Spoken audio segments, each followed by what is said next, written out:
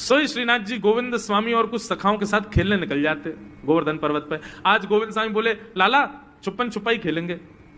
ठाकुर जी बोले ठीक है।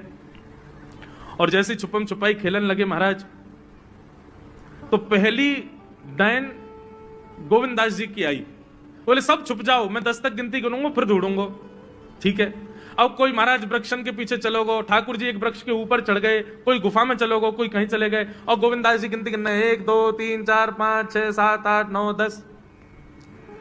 10 गिनती पूरी हुई तो गोविंद दास जी ढूंढने निकले। लेकिन सबसे सरल था ठाकुर जी को ढूंढना। क्यों? इतना इत्र लगाते हैं ठाकुर जी की जहां से भी जाते हैं वो जगह महक जाती पूरी। तो गोविंद दास जी क्या करते, वे चलते सूंघ, जहां से भी चंदन की सुगंधी आ रही होती वहीं चल देते, वृक्षों को सूंघते, पृथ्वी को हर हर अंग से सुगंध आती है ठाकुर जी की। तो जहां चरण रखते हैं महाराज वो वर्षों तक सुगंधित रहती है।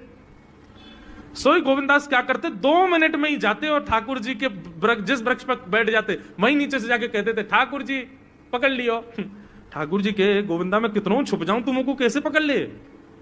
और ठाकुर जी अब तो पकड़ ली, अब आप जाओ, आप गिनती गिनो, हम छुपेंगे।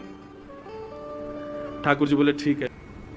ठाकुर जी अब चले गए डाइन देवे और 1 2 3 4 5 6 7 8 9 10 तक गिनती गिनी, सब छुप गए। अब ठाकुर जी थोड़ी देर तो ढूंढते रहे, ढूंढते ढूंढते ढूंढते ठाकुर जी गए थक। बोले जे तो मिलेगा ही ना गोविंदा, पतो ना कहां जाके छुप गए, मिले ही ना रो। सो ठाकुर जी कहा किया, ढूंढना छोड़ करके मंदिर में गए और जाकर के अपने बिस्तर पे सो गए। बोले चुपो रहे, मैं आई ना रो ढूंढवे तो को।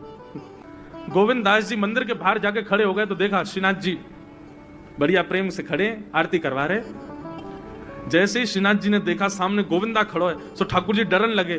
बोले क्यों?